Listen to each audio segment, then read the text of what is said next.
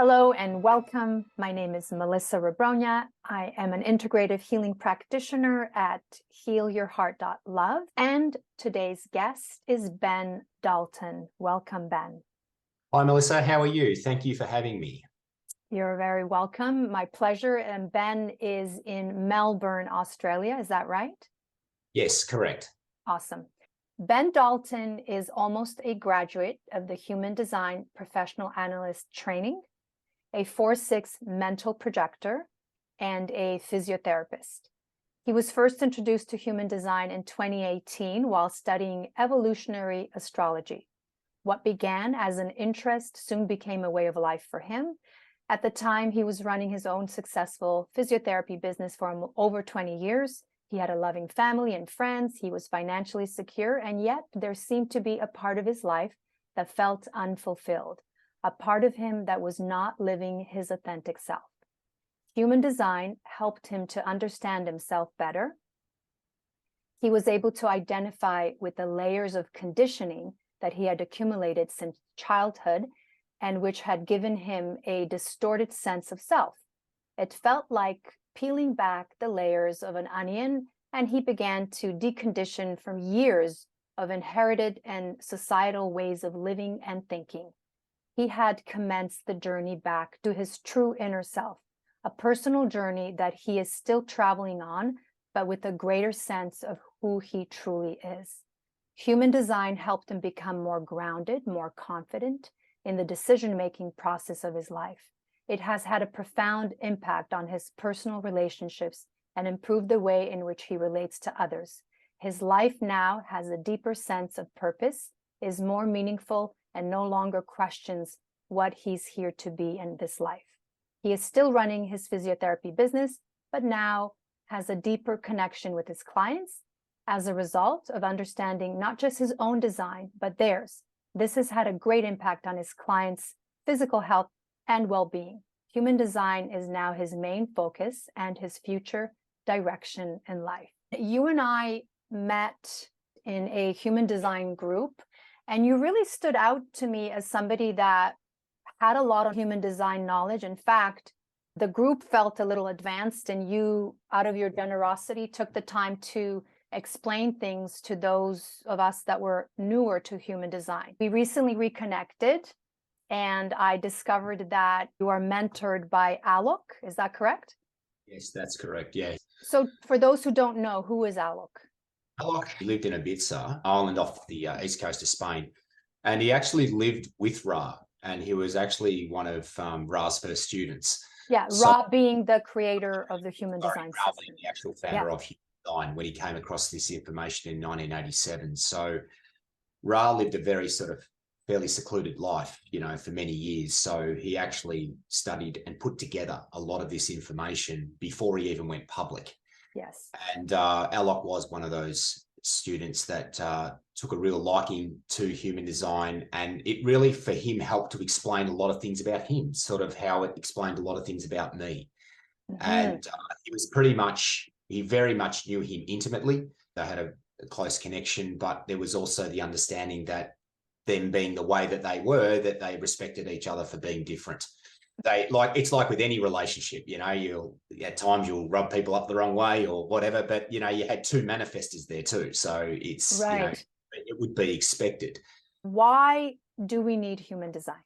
We need human design because we're a mental species and we're driven by intellect, and we believe that knowledge is the source of power. The more knowledge that I have, the easier that I can navigate myself through life and deal with life's problems. But the problem is with life is it is unexpected and it's ever changing. And because we become mentally driven using our minds to make decisions, then what the mind is not privy to, it's not privy to all the nuances that life produces in a moment by moment basis. So what human design relies upon, it says that this is the body's life, and I'll explain what that means soon. This is not the mind's life.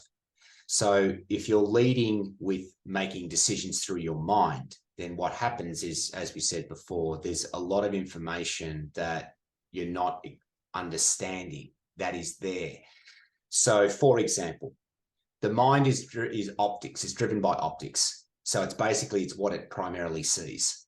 And so it can be easily seduced by what it sees. Right. And it makes choices. It would say, all right, I'm at a crossroad here.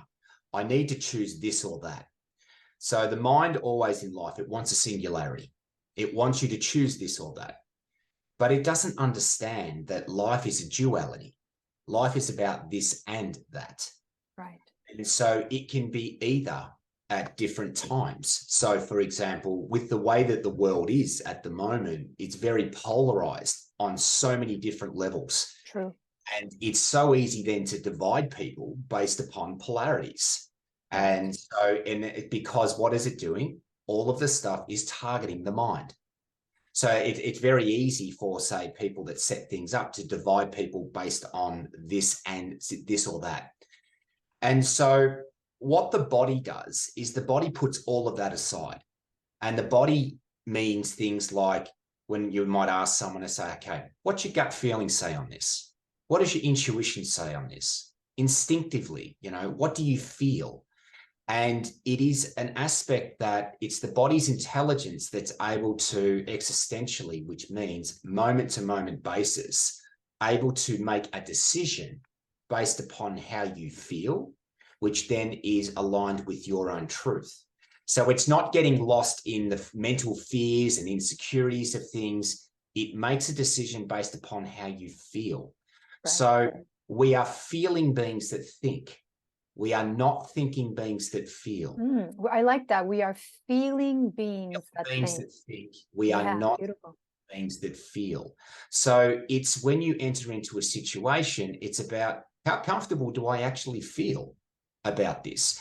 So when you question people and just say they made a choice, what they believe was a decision, and then it ends up blowing up down the track, you can pretty much go back to the original point when they're at that crossroad, and I'll say to them, all right, so how did you actually feel when you were initially confronted with that proposal or that bargain or that, that proposal, as we said before? And the person will often say, yeah, look, I just wasn't really sure, or I didn't really feel comfortable, or maybe, I just didn't sit with me well. And then I would say, all right, so what did you say yes? See, the way that the mind works is the mind works around peace and harmony. It doesn't want conflict.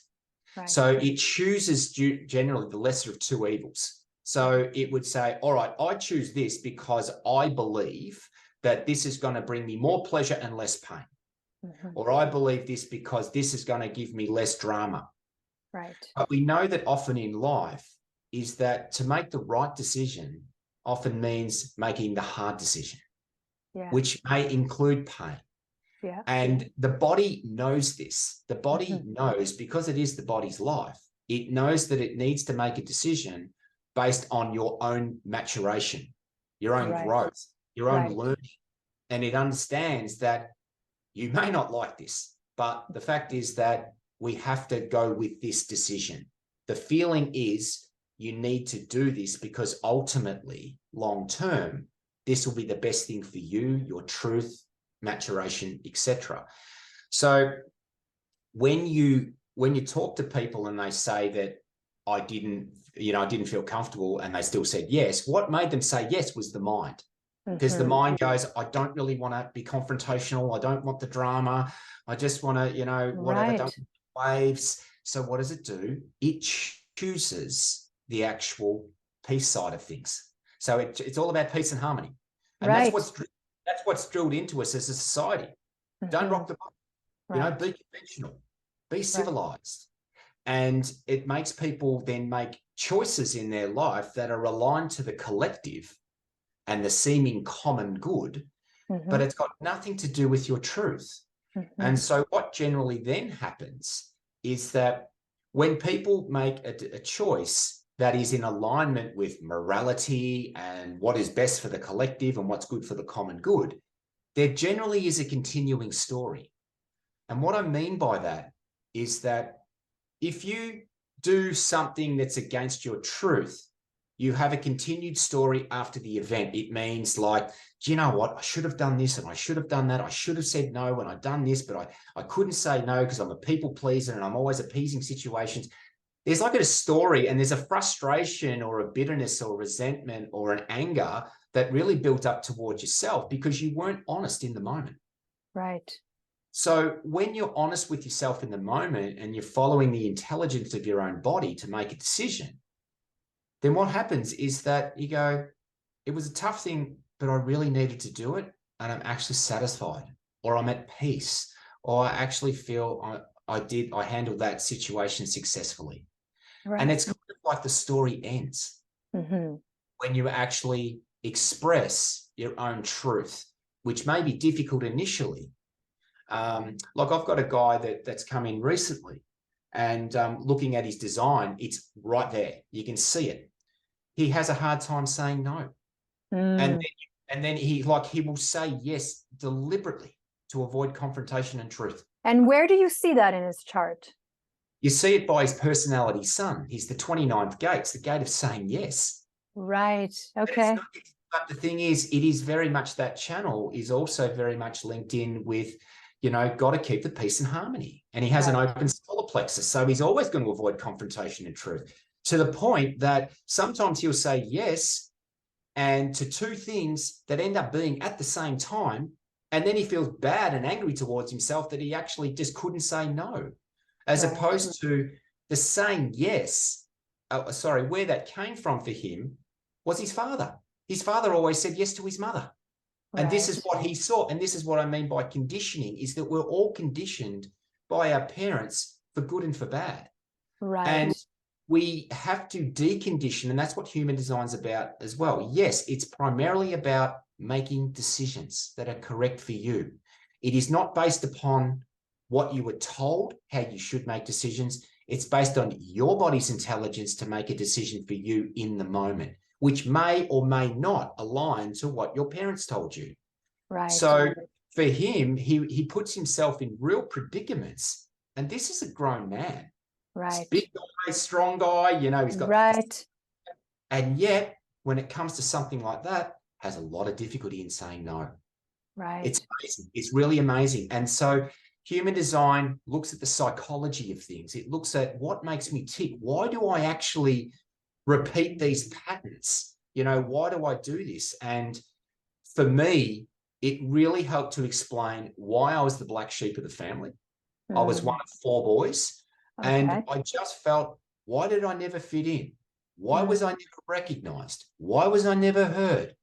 And then when I came across this information, it really started to explain to me why I was different. And is it because you were a projector? Yes. And so your brothers are generators? My whole family are generators. Wow. My kids are generators. My brothers are generators. My parents are generators. So I was what we call a non-energy type, completely surrounded by energy types. Right. Being the only non-energy type, probably out of about, 5 people in my immediate family surrounding me. Right. That's why I felt very different. So human design is really here also primarily for the non-energy types, for the reflectors and the projectors, because we are so different. Yeah. And we're not here to do. We're not here to run around and be like the generators and the manifestors of the world, which are the energy types. They're the 80%. Right. So we fall within the 20% that are here just to be. Right. It's about being for us. It's about recognizing. It's about observing. It's about watching. It's not about doing. Right. And that's the trap of the world, because the world very much is about manifestation and it's very much about doing. You've got to go out and get it. The only way that you're going to be successful, which is the keynote of the projector, is to actually go out and do it. So it's that conditioning of, well, everyone else is doing it. I'm not. Why can't I keep up with them, number one? But why am I so different? Why do I feel like not doing it? Right. This might be a good time to show. So the first thing that we look at, this is a generator, and they are an energy type, and they're 70% of the population. So the world is a generated planet. It's run by generators. These are the people that have pretty much put their nose to the wheel and they get stuff done. This is why the world is built in the way that it is. Yes. And so they put out, because they've got a defined sacral here, a sacral center, this is what makes them a generator. So each type has what we call a strategy and they've got a signature. A strategy is when you're using the body's intelligence instead of the mind to make choices, the strategy of the body for a generator is to respond. And what that means is it's usually a response through sound. So it could be like, it's sound. And what the sound is actually saying, it's giving you like a yes, no, maybe. So you're not using your mind. You're trusting, in some ways, it might be a simpler way of saying trusting your gut feeling. Okay. So what is it responding to? It's responding to life. Now, that can be life as a circumstance, or it could be another person. So someone presents a proposal to you, and then your gut feeling might go, so that means yes. And what that actually means is that the generator, being an energy type, saying is, yes, I have the energy for this. So it's about availability. It's about saying, yes, I've got energy. It's a yes, yes, I am available for this. So the generator has its energy available to do something, but it's got to be something that it loves to do, it's passionate about, or that which is correct. Right. So yes, they're here to work, but they've got to involve themselves in things that they're passionate about.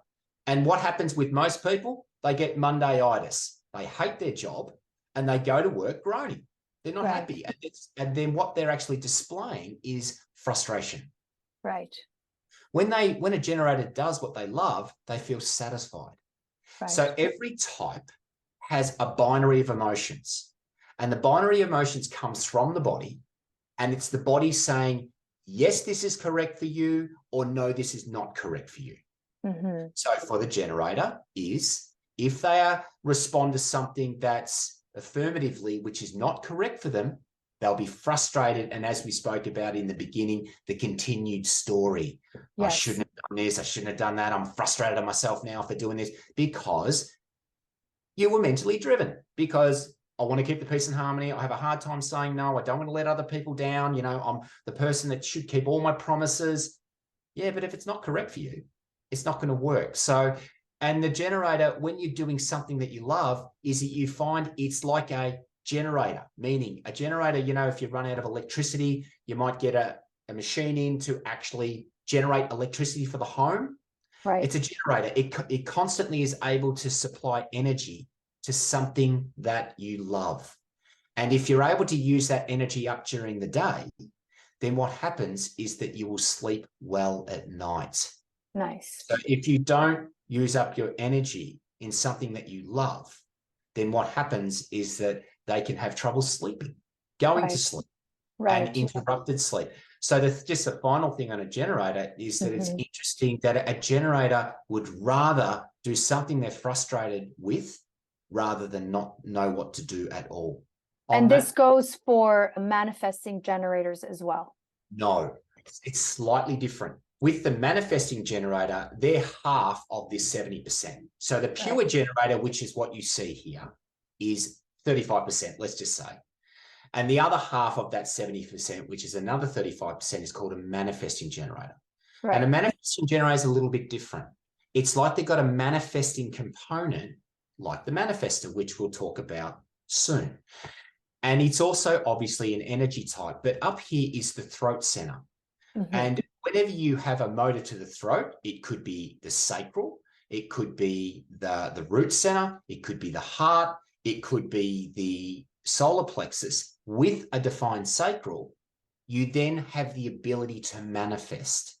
Now, the trap with the manifesting generator is they can initiate, they can manifest, but they still have the same strategy, and the strategy is still to respond. So these people really need to put the brakes on, because yes, they can do some fantastic work out there and do some great things, but they're going to have this tendency to be impatient and skip steps because they can manifest.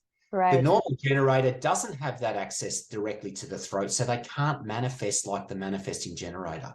So there's a definite difference that the manifesting generators have a tendency probably to skip steps. Now, what may happen, I kind of use like the tortoise and the hare analogy, is that the tortoise might be, say, the generator, and the hare might be the manifesting generator. They're both in a race to the finish line. Right. And what happens is that because the manifesting generator skips steps, that they then might think, oh God, I've got to go back and actually I skipped step 3 and that's something I shouldn't have skipped. So it's kind of like they may have to backtrack. And because of the backtracking of the manifesting generator and maybe going back over things that they maybe skipped, might finish at the finish line at the same time.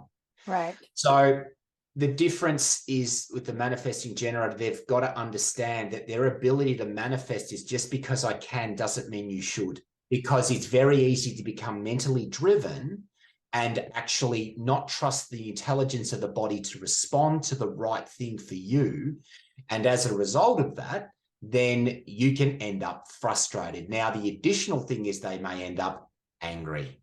That can be an additional emotion to the shadow side of the body of the manifesting generator. And the final thing I'll just say on that, the difference is that a generator needs to go to sleep when they're exhausted.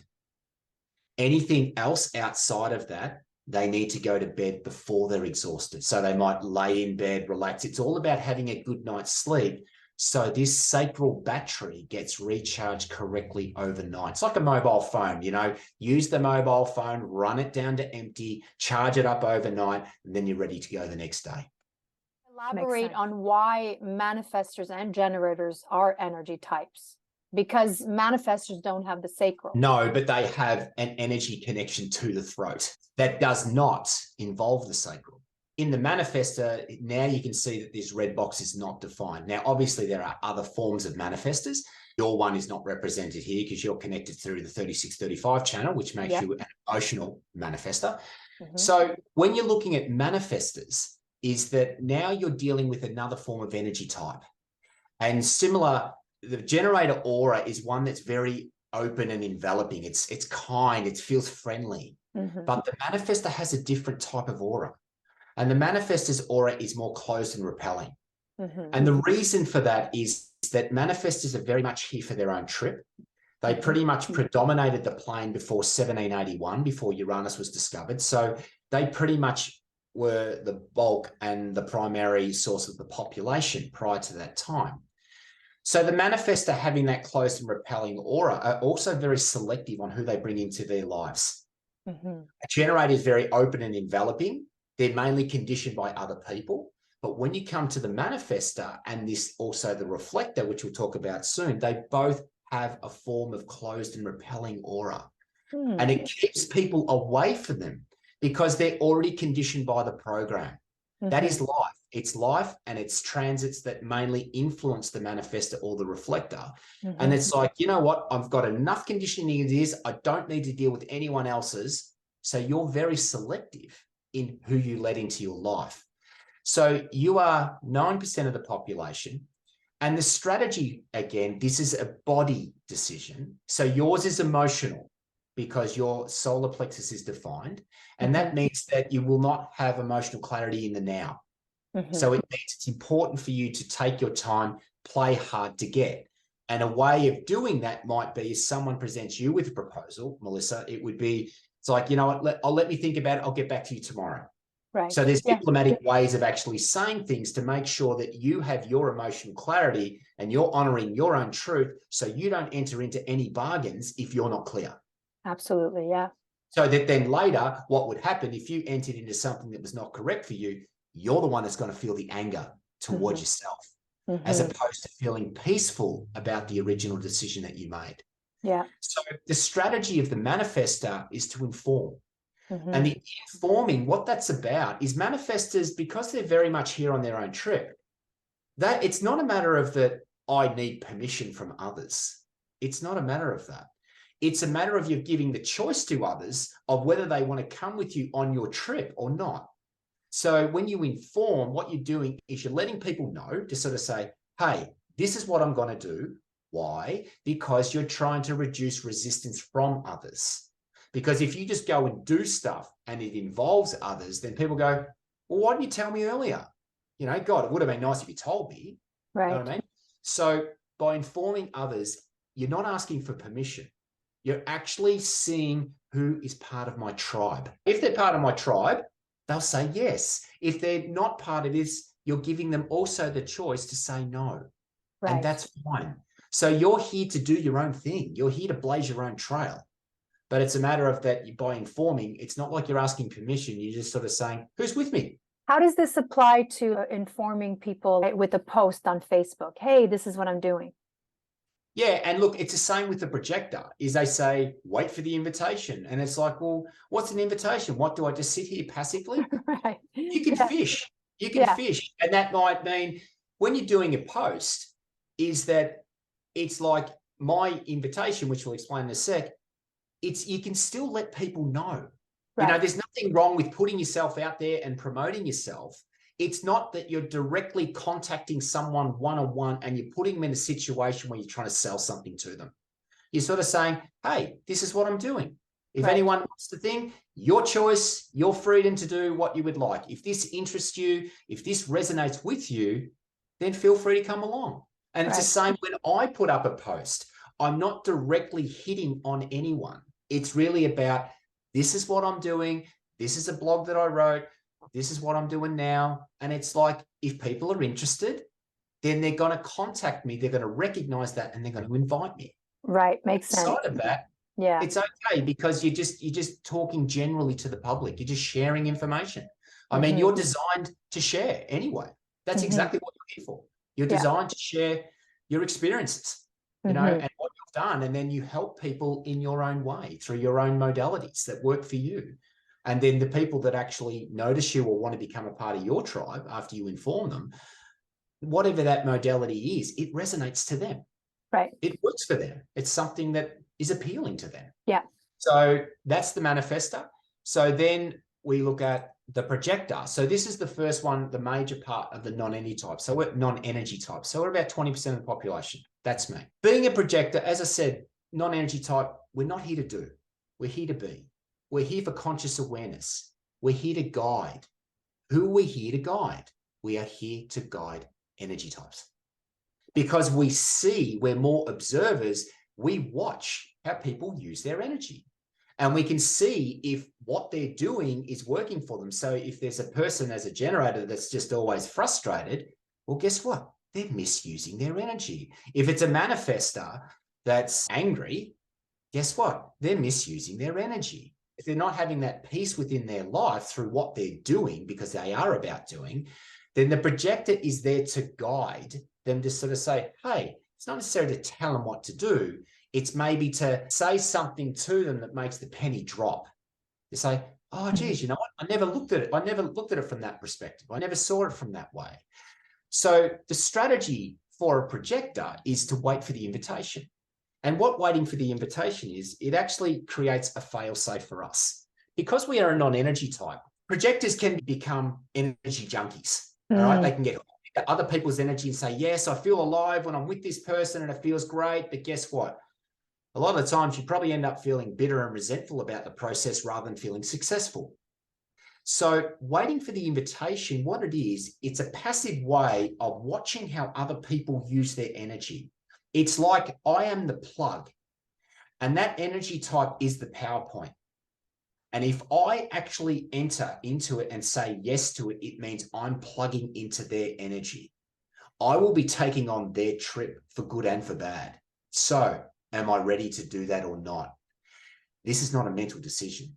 It's the body that knows to sort of say, not sure about this person because, you know, what they say and what they do are two different things. And if they do that, if they use their energy, say, to manipulate others or whatever it may be, guess what? I could be a victim of that too if I actually say yes to that, knowing what I've seen. It's basically if I'm trying to initiate and I'm trying to manifest and I'm trying to be like probably the other 80% of the population, it's a matter of that I can be ending up in circumstances that are not correct for me. And I'm the one that ends up with bitterness and resentment in my life. Right. So I've found my greatest success has come from shutting my mouth. How so? I don't say anything about human design, pretty much, until I'm invited. Ah, I found it works. I don't get the resistance. See, part of the success of a projector is that when we speak, when we guide, guess what? The other person listens. yeah. There's nothing worse when you try to give advice or guidance to someone to go, yeah, that's great, Ben. Forget about that. I just want to talk about physio. I don't want to talk about this other stuff you're doing. Yeah. That's why I don't say anything about it. I had a girl in the other day. I'd seen her 7 times as a physio client, and she asked me about that. And I said, did you notice that I never said anything about it prior to you asking the question now? And I knew that I'd have her ear. That's about success. That's about having a conversation with another person. Not necessarily that it results in a reading, but it's just the transfer and the sharing of information that both of you can walk away and say, yeah, that was actually a nice conversation, as opposed to saying, you know what, I shouldn't have brought it up. I made that person feel uncomfortable. I feel uncomfortable. There can be a story. Do you understand? Yeah, and I invited you to do this, so that was correct, right? Yeah, 100%. So for me, with my authority, it's called knowing authority. Keeping it simple, it's really about me feeling comfortable with the proposal. Because I have sort of an intelligence of the body that comes around feeling. People become more curious about what I do when I say nothing. If you're always talking, number one, you're not listening to the other. You're not observing the other, which is what the projector's here to do. And you're missing out on nuanced information that could be quite valuable to you in terms of understanding the other. So just by being in silence, it's the person that says nothing is the thing that people are most curious about. So, is this for all projectors? Yeah, all projectors basically as guides. And the best thing is to wait. And it's just, if you look at generating the projector, 90% of the population, they're here to wait. Isn't there a reason why cold calling with sales doesn't work? Absolutely. People call you up. They're telling you what you need, and they don't even know what you want. They don't even know you. But they're trying to push an idea, a pitch onto you, and it's like, go away. And that's exactly the response that you're getting from someone when a projector gives unsolicited advice. Advice that wasn't invited, advice that wasn't asked for. So human design, in terms of also making decisions, it's also about how to have the correct interactions with the other based on your type. And type is an absolute. Nothing you can do about it. Projectors work best one-on-one. Because we've got a very focused aura, we're very good one-on-one. But when it comes to a group, it's very hard for us to focus. So projectors work best one-on-one.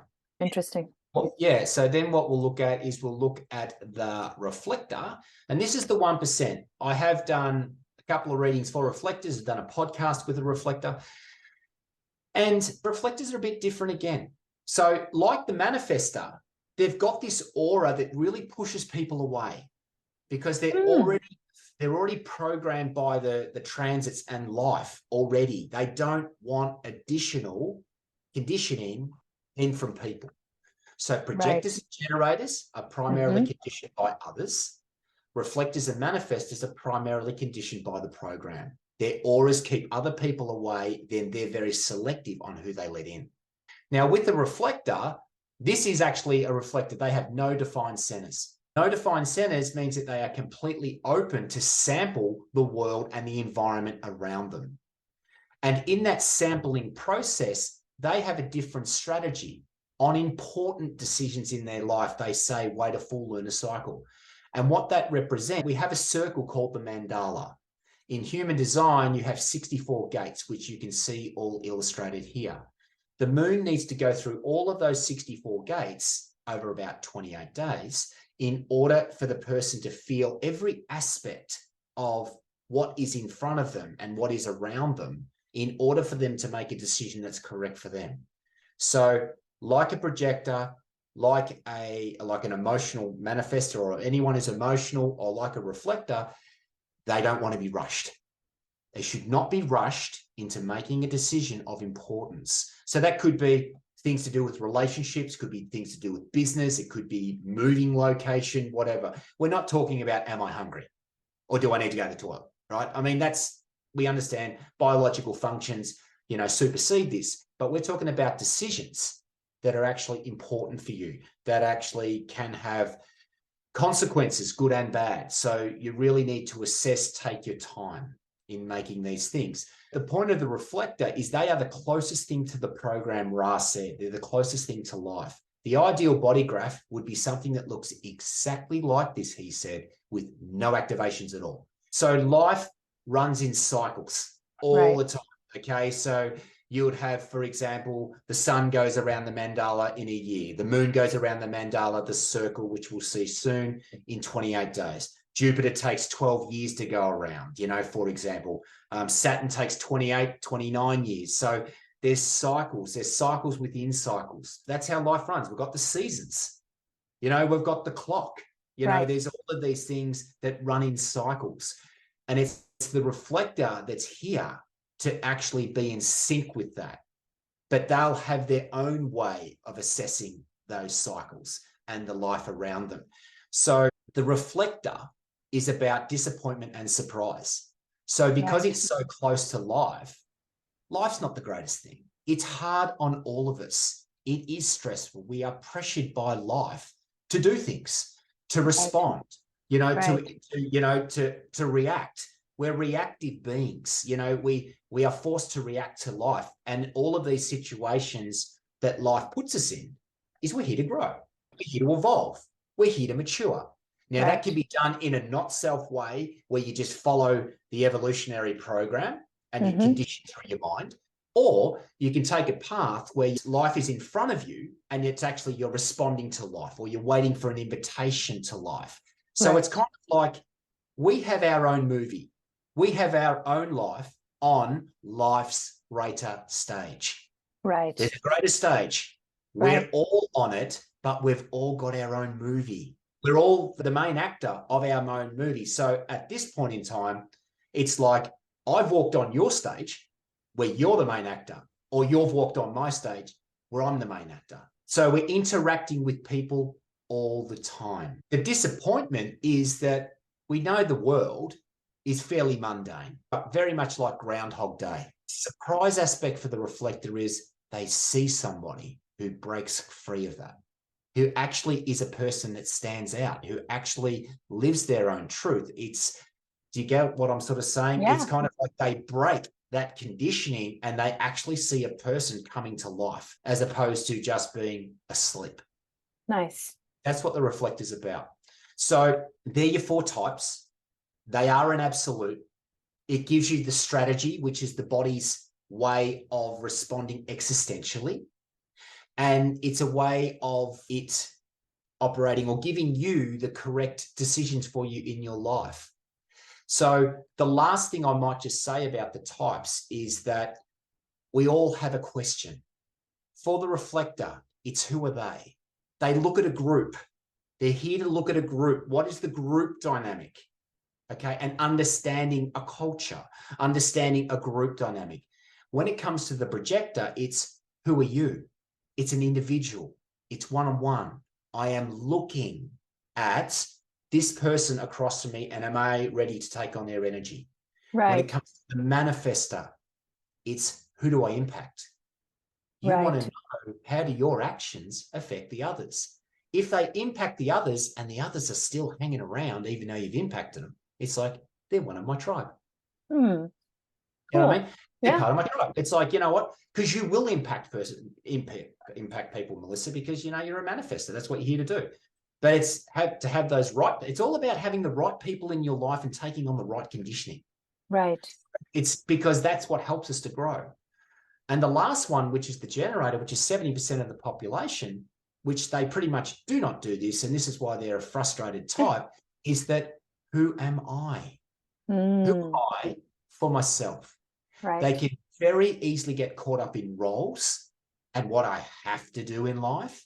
And as a result, a lot of the times it results in their own frustration and not satisfaction. Right. So when you're asking these questions keep you aligned to life and let your body make a decision based upon those questions. They're called existential questions, or questions that are asked in the now to myself. For people that are new to human design, what would you tell them in terms of what kind of reading should they get? I do one-on-one readings because projectors work best with one-on-one. I have held teaching classes here. You know, that's for people obviously in Melbourne. But with readings, it's one-on-one. And the interesting thing that sort of been doing this for 5 years now is that the more that I do, or the more that I've learned over the years, the simpler I've learned to actually give out a reading, because it's really about giving something. I have to sort of think back, where was I when I first started? Right. And it's like, if I actually spoke to myself when I first started, I'll just go, that would just go completely over my head. But when you first learn, this is part of the maturation process. This is part of, you know, you learn to actually communicate with people better. So it's about keeping it simple, and it's about just helping them to understand their concerns. And they sort of say, they're going to come with concerns, and the concerns are of your shadow. They are of the not self. They're attitudes of the not self. There's something that they're not satisfied with in their life. And you can see it within the chart. So it's kind of funny, but if you mention enough of the problems that you see in the chart, it so resonates with the person you're talking to. Because they go, oh my God, I do that all the time. Right. Yeah. Okay. So rather than tell a person, oh, you know, you could be great, you know, in your chart it says this, and, you know, you could be so fantastic at this and that. And it's like, yeah, but I don't feel any of that. Yeah. I actually feel like crap. And that's the reason why I'm speaking to you. Right. So design, it's about providing a reality check and an understanding of the mechanic, understanding who they are. And then how do I actually apply this to my life and make it really simple? Because it's all in the simplicity that breeds the success for human design and provides the evidence for the client. So otherwise than being confused, it serves no value. The trap of human design, it is so intellectual and it is so deep. But as I said, over time, you learn to actually obscure the truth, which means break it all down, get rid of the complexity, just make things simple. Just talk layman language. You don't even have to talk, you know, about any forms of the details, but you can just, it's like weaving a story for the client and helping them to understand. And they will resonate because you mention enough of the problems. And they'll see it. And because that's the reason why they're there. And when you say problems, do you mean open centers? Yeah, it's not just the open centers, because also the definition within your chart, which is your nature, that can also run off a binary as well. Right. So, for example, you can operate, if you operate correctly, that channel that is defined, that life force operates correctly. Right. But if you're mentally driven, that channel, which is colored in, can also run as a shadow. Right. All right. So just because it's defined, it doesn't mean it operates correctly. It just means it operates consistently in that way. And if you're mentally driven, you become conditioned through your openness, but your colored in centers operate the reverse, the inverse of what they should be operating. Makes sense. Look, very complex, but the fact is it's a matter of saying there's a consistent mechanic within you. Looking at your chart, you can pretty much see that you're more inclined to behave like this, to think like this, to act like this based upon your definition. And then based upon your openness, this is probably why you'll avoid confrontation and truth. This is why you feel like that you have to prove yourself to other people. Right. Yeah. It's just reading it. And so that body graph, it is still not the truth of who you are. It's a guide, it's a map to get to the truth of who you are, because understanding who you are is a lifelong process. Yeah. We're having different experiences all the time. We're learning more and more about ourselves all the time through the different experiences that we have and the different people that we meet. Well, thank you, Ben. It's wonderful to hear you. And I have a feeling we'll have you back for more specific things, human design related. Yeah. I'd love to do that for you, Melissa. Yeah. How can people contact you? Yeah, look, the best way is through my website, which is www.bendaltonhumandesign.com.au. Yeah. And then, you know, I interact with people through Gmail, which can be just bendaltonhumandesign@gmail.com. So, yeah, people can sort of talk to me. I'm pretty open and I make myself available. Well, thank you for your time and generosity. No worries, Melissa. Thank you very much. Yeah, you're welcome.